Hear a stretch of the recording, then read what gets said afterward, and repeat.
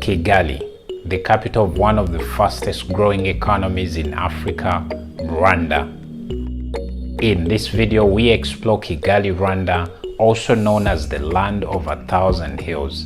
But if you're new to the channel, be sure to like, subscribe, and share this video with someone for them to get to know more about the African continent.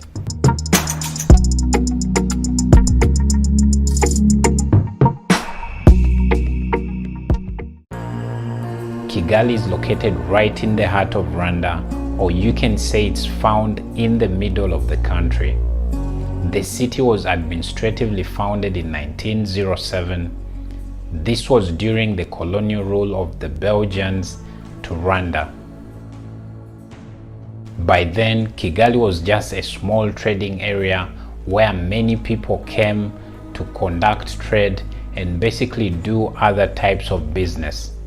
It was between this period of 1907 to 1962 when Rwanda fully got her independence that Kigali later became recognized as the capital city of the country, Rwanda.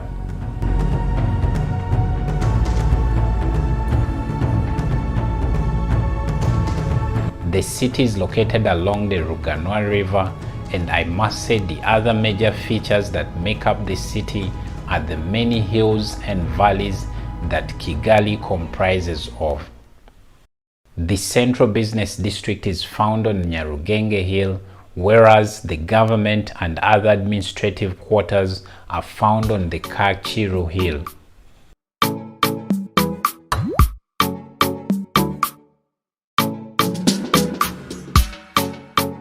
If you're new to Kigali and Rwanda as a country, you must know that driving in Rwanda, you must keep right. So this is one of those things that you should look out for as a motorist.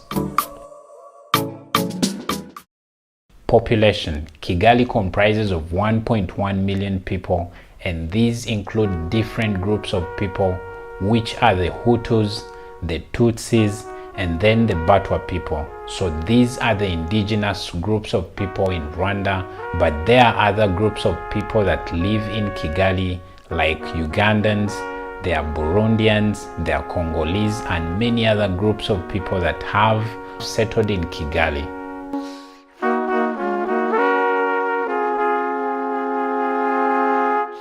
The main language spoken in Rwanda is the Rwandese language, and this can be understood by all these groups that I've just mentioned. This is also the national language of the country, but there are other languages spoken in Rwanda, like the English language, which is considered as the official language. Then there's French, which is also official. Swahili, this is also the official language in Rwanda. So all these languages will help you communicate better while in Kigali. The food.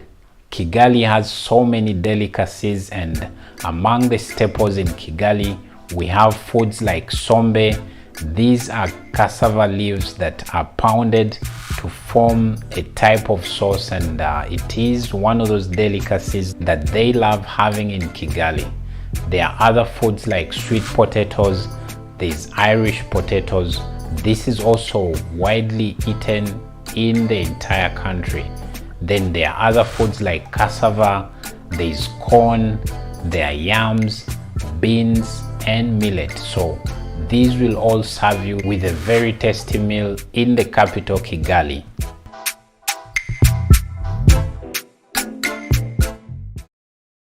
Transport. If you're to move from one point to another point of Kigali, there are so many options for you to move. You could either use the non-motorized roads that were specifically created for people to either walk or cycle on them. So this is one of those great things about this great city of Rwanda.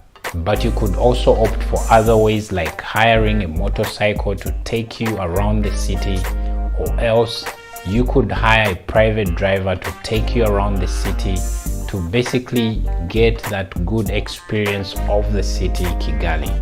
Then there are other options like, let's say, jumping onto a minibus. These usually carry 14 passengers, so this could also take you from one point to another point of the city Kigali. And then if you're to tour the city, there are quite a number of places that you could visit as someone new to Kigali city. Among these, there's the Genocide Memorial Center, or you could check out the Kigali Conventional Center,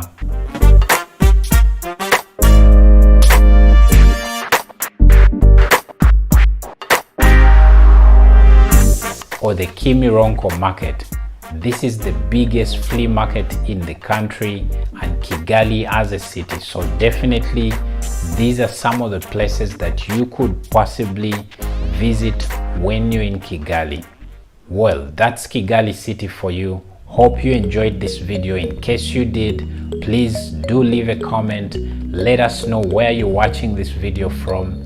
Also like the video, subscribe, and share this video with someone so that they get to discover Kigali, Rwanda. Thank you so much for watching this video. Welcome to Akagera National Park. The logo is Discover the Diversity. It is so rich within a small pocket of land. We've got the lakes, we've got the hills, got the diversity of wildlife. This is one of the most beautiful parks in the region. The park had its 80th anniversary last year in 2014. Historically, it's probably got one of the best conservation stories, not often talked about because of Rwanda's position. Akagera is a story of rebirth and the story of resilience, just like the story of Rwanda. Once people come and they enjoy the experience, they see the wildlife, they're mesmerized by the beauty of the park, they're sold on the conservation of the area.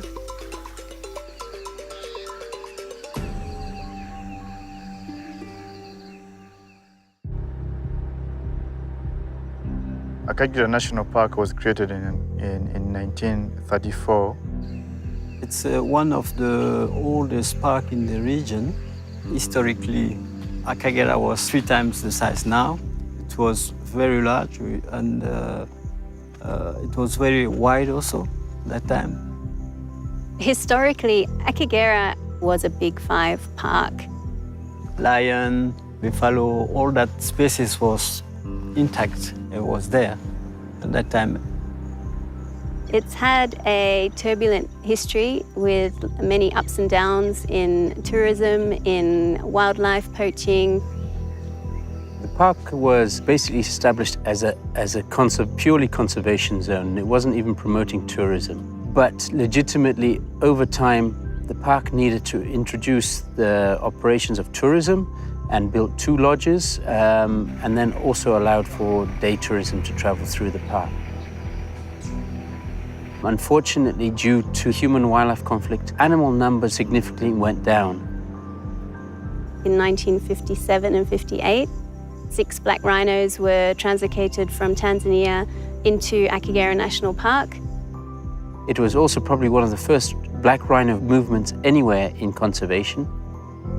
In 1975, 26 young elephants, all under the age of 2, were brought to Akagera from another part of Rwanda, which was not protected. They were brought to Akagera to repopulate the park because elephants had ceased to exist here in around the 60s, and they form the basis of the elephant population that we have in Akagera today. But also there's been other introductions of giraffe into the park. 7 were a gift from Kenya to the park, and now we have over 40. All those practices of moving game were practiced very early on in Akagera's history. Rwanda has a huge history. It goes even further back than 20 years, but the genocide is 20 years ago as of this year. Since Akagera National Park was created in 1934, it was a better and well-managed park till the coming of 1994 Rwandan genocide. Rwanda is a small country. Akagera was 10% of the country at that time. A lot of returnees coming back from exile, they needed somewhere to graze their cattle, so they moved into Akagera. It was a lack of options on their part, but unfortunately the park also suffered from that. After the returnees came, there wasn't a system to separate the park and the people. Lions killed cows, and in exchange, the owners killed lions, and that's how lions came extinct in this park. There were more than 300 lions, but as I speak now, there's no single lion. Because of the human-wildlife conflict, black rhino was also wiped out. The government was able to come back from that, was able to move people into 2/3 of the park and keep 1/3 of the park, which is still a viable size for a park. But it did take a big downward turn, and we're still dealing with some of the consequences from that now. But as of 2010, there was enough of a stock to regenerate once we've got the law enforcement and security within the park.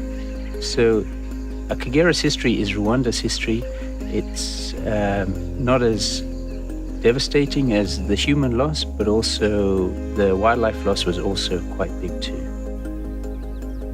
Akagera is a case study of us doing positive work. It was dire, it was going on the downhill slope, but we've managed to turn it around. The key animal numbers were still here to regenerate, and the government, as I said, supported us in regenerating the park.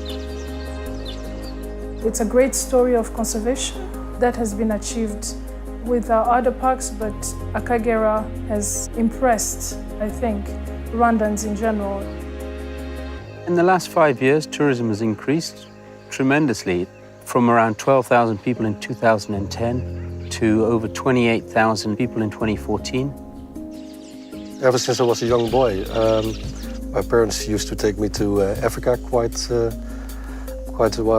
some times, and I guess I got infected by the wanting to visit the parks in Africa disease. So I go here on quite a regular basis. Once or twice per year I try to visit a park. What I really like about visiting the park here is that you see that the conservation story is working out really well. If you would visit it year after year after year, you would see that the number and diversity of animals in the park is increasing at a fantastic rate, and that's truly heartwarming.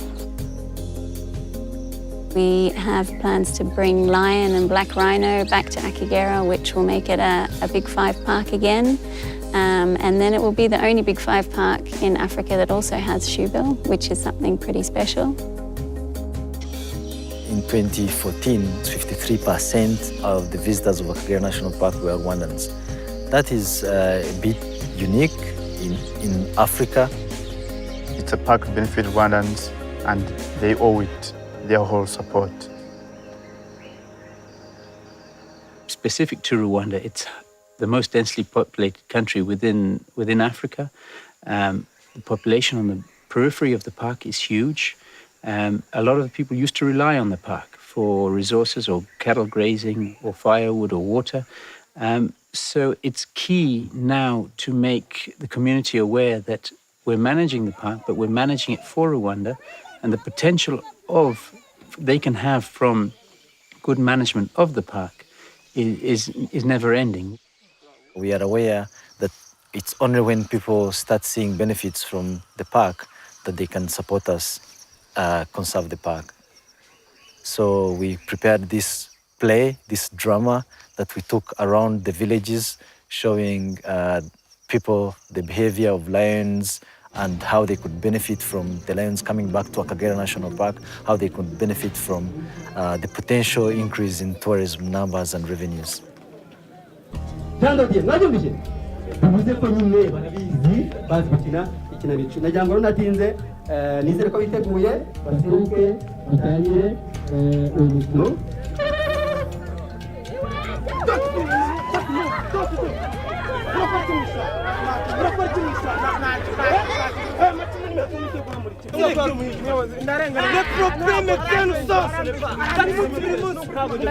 We are teaching community to protect the park, avoiding the illegal activities. Without the support of the community, the work that we're doing inside the park is not sustainable.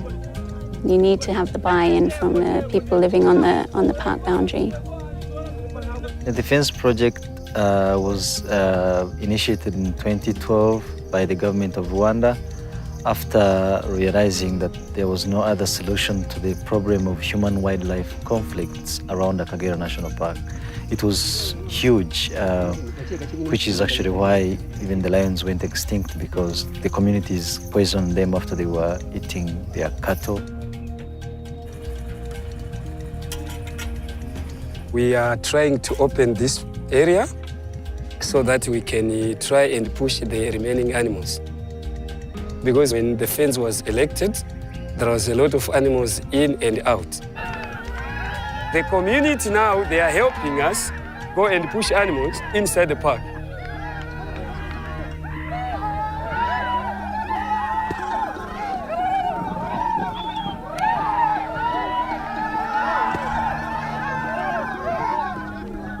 Ever since the fence was completed in 2013, there has been a significant reduction of cases of human-wildlife conflicts, and people in the communities are happy. They can now harvest their crops, and they are very thankful to the initiative. The beekeeping initiative is something that Akagera Management Company is trying to promote within the communities surrounding Akagera National Park as an alternative livelihood project.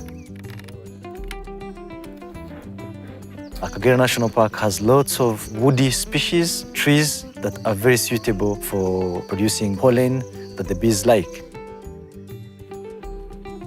Back in 2013, Akagera Management Company bought 22 modern beehives and gave them to the cooperative. And by January 2014, they have been able to harvest 365 kilograms of honey.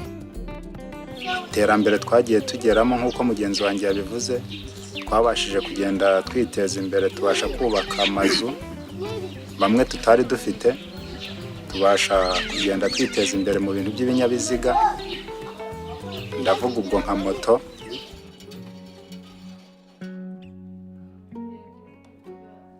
The Kagera Women's Cooperative, it's a group of women who have been doing handcrafts since 2007. Aka niko gakapu ka mbere nize kudoda muri koperative. We approached them about putting some of their products in their Akagera National Park gift shop. Urumva rero nitumara kwagura isoko ibikorwa bibaye byiza bizatugirira akamaro kuko natwe tuzaba twihesheje agaciro, tuheshe n'igihugu cyacu agaciro.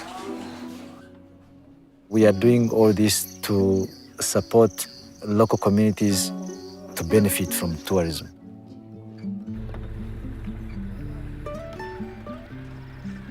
Pariki y'Akagera ku Gatindo, we nahigaga mu pariki y'Akagera, inyamaswa twakunda kwica habagamo imbogo. Kubireka habaye mobilisation y'abantu baraza baratwigisha, batwigisha twumva ko ibyo turimo atari byiza. Narabashize imyaka igera kuri 20, bashize igihe kinini. Twibumbira muri koperative, dukorera hamwe, batwigisha gucuruza amatungo, tubona imboga zo kurya. Cyakagera yatugiriye nyine tumaze kubona ko ibyo twangizaga atari byiza, yaradusuye, iradufasha, iduha inkunga yo kubona aho dukorera. The more the people see the park as a source of sustainable income and livelihood opportunities, then they will become our best supporters and advocates for keeping Akagera as a safe refuge for wildlife.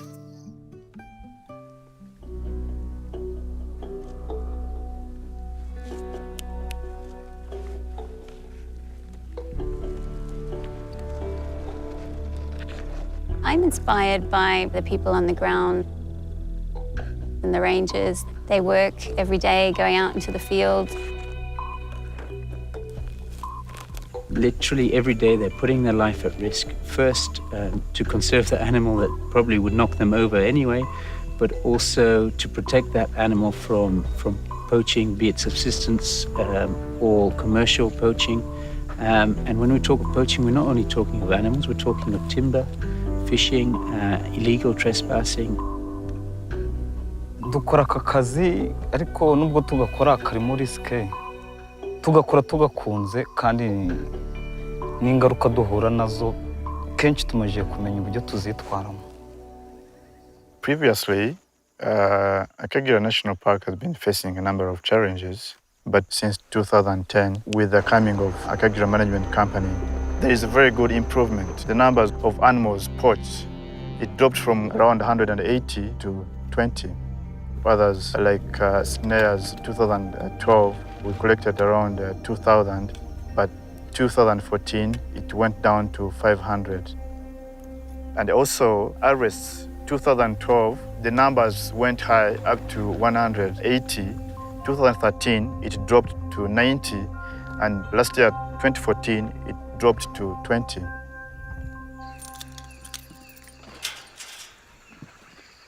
My position is as law enforcement manager for African parks. So I come from military backgrounds. I spent the last 6 years contracting in Africa and helping out with anti-poaching throughout the continent. This is an example of exactly what some of our forces have captured over time. Every one of them represents a potential dead animal, and that's exactly what we're trying to stop. Without the animals, we don't have tourists. Without tourists, we've got no income or revenue, and these places will just turn into wastelands. Yeah, this is about 5 years' worth of snares that have been collected over time by teams sweeping through the bush.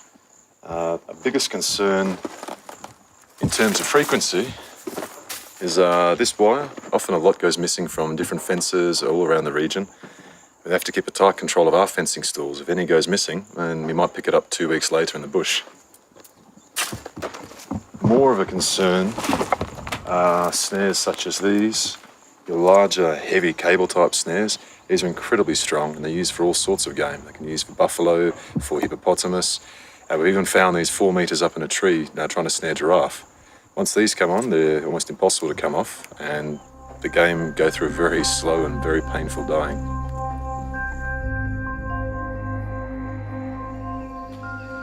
With the kind of momentum that we are having, I think to even go further low, because we are determined to protect this park, we are determined to make it better, to make it a better park.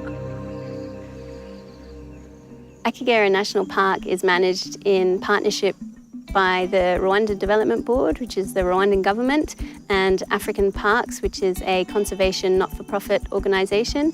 They joined together to form Akagera Management Company, which is responsible for the total management of Akagera National Park. The government invited African Parks Network in 2009, basically to revive, restore the stability of Akagera, bring it back to its former glory of where it used to have all the variety of game, reduce poaching, but also increase tourism, which is Rwanda's key income generator for the time being. In the past 5 years, Akagera has gone through a lot of changes under the partnership between African Parks and the Rwanda Development Board. We have built a lot of new structures, renovated existing structures, including a new reception and day visitor centre, Ruzizi Tented Lodge, new offices, staff housing, renovation of ranger posts, a lot of development on the road network to improve existing roads and expand with new roads. We've seen a huge increase in tourism over the past 5 years. Some of that is to do with the development of Ruzizi Tented Lodge. It's a park-operated lodge where 100% of the profits go back into the management of the park, which in total has seen almost 300% increase in the past 5 years. Ruzizi Tented Lodge is the only tented lodge within Rwanda. It is on the lake shore of Lake Ihema. It brings a totally different experience by waking up to the birds in the morning. You have the hippos in the evening. and then you also have the good service of the staff. It's entirely run on solar, and being in a tent, you feel really close to nature. So I think people appreciate that. Freelance Guides is a system basically bringing in young youth from the community to become guides, to become the ambassadors for the wildlife. Because we were born from around this park, we saw that it is important to conserve, but we didn't have a way to come and conserve really in the park. I'm proud to be a guide in Akagera National Park as a freelance. Because we are earning money, enough money, so we are helping our parents, we are helping the community. So they're starting to realize that an income, a passion, and also preserving and conserving the wildlife will bring them the future, basically. In the coming years, we hope to have a 5-star luxury lodge based in the north, Eco Lodge. We hope to bring in houseboats, which is another product, a temporary bush camp product, which is people sleeping under the stars for a few nights, and then also walking safaris where they'll be guided by a professional guide, walking through the terrain and getting a real feeling of what it is to be walking within nature. That is as we go along into the future.